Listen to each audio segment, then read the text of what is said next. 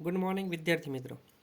આજે આપણે ભારત દેશના રાજ્યો અને રાજ્યોની રાજધાની વિશે માહિતી મેળવવાના છીએ। તો આમાં આપણે અલગ અલગ રાજ્યો જે છે, જેમ કે આપણે ગુજરાત છે, રાજસ્થાન, મધ્યપ્રદેશ, મહારાષ્ટ્ર, તો એવા દરેક આપણા ભારત દેશમાં કુલ 28 રાજ્યો છે અને કેન્દ્ર શાસિત પ્રદેશ કુલ 8 છે। તો આજે આપણે કુલ ભારતના 28 રાજ્યોની રાજધાની વિશે માહિતી મેળવીશું।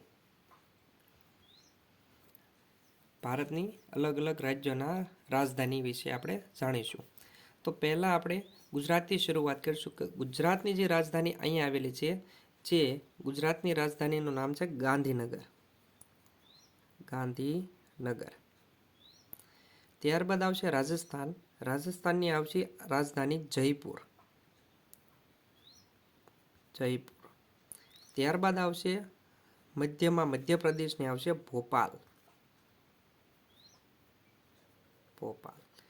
મહારાષ્ટ્રની આવશે મુંબઈ, જે અહીંયા છે મુંબઈ। મુંબઈ। ત્યારબાદ ગોવા દેખાય છે, તો ગોવાની આવશે પણજી। પણજી। ગોવા બાદ ત્યારબાદ આવશે મહારાષ્ટ્ર। મહારાષ્ટ્રની રાજધાની છે મહારાષ્ટ્રની મુંબઈ, ગોવાની પણજી। પછી આવશે કર્ણાટક। તો કર્ણાટકની રાજધાની શું આવશે? બેંગ્લોર। બેંગલુરુ। ત્યારબાદ આવશે કેરળ। કેરળની રાજધાની આવશે તિરુવનંતપુરમ।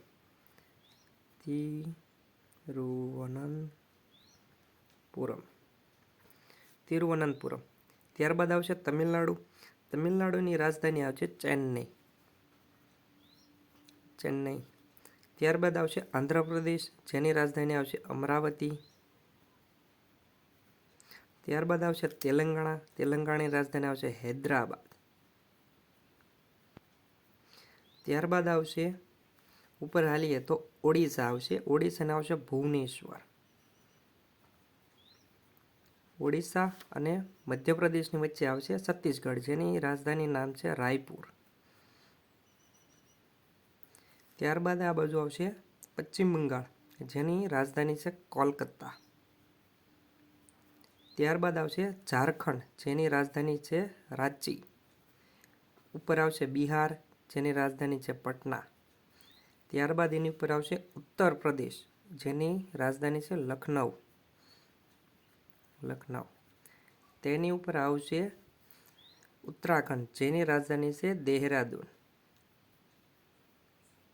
ત્યારબાદ એની ઉપર આવશે હિમાચલ પ્રદેશ, જેની આવશે શિમલા। અને હરિયાણા અને પંજાબની રાજધાની આવશે ચંદીગઢ। ચંદીગઢ બંનેની। ઓકે મિત્રો, તો આપણે આ ભારતના રાજ્યોની થયા છે રાજધાનીની વાત। ત્યારબાદ હવે આપણે 7 સિસ્ટરમાં જઈશું, તો જેમાં આવશે સિક્કિમ। સિક્કિમમાં આવશે ગંગટોક। ગંગટોક। ત્યારબાદ આવશે અસમ। અસમની રાજધાની છે દિસપુર। દિસપુર। ત્યારબાદ એની ઉપર આવશે અરુણાચલ પ્રદેશ, જેની રાજધાની છે ઈટાનગર। ત્યારબાદ નીચે આવીએ તો નાગાલેન્ડ આવશે, જેની રાજધાની છે કોહિમા। કોહિમા। ત્યારબાદ એની નીચે આવીએ તો મણિપુર આવશે। મણિપુરી રાજધાની છે ઇમ્ફાલ। ઇમ્ફાલ। ત્યારબાદ આવશે મિઝોરમ। મિઝોરમની રાજધાનીનું નામ છે આઇઝોલ। આઇઝોલ। ત્યારબાદ આવશે ત્રિપુરા, જેની રાજધાની છે અગરતલા।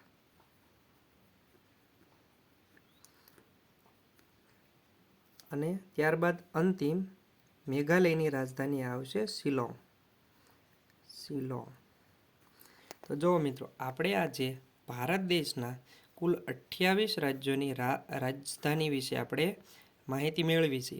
નેક્સ્ટ વિડીયોમાં આપણે કેન્દ્ર શાસિત પ્રદેશ જે 8 છે તેની વિશે આપણે માહિતી મેળવીશું। ઓકે મિત્રો, જય હિન્દ।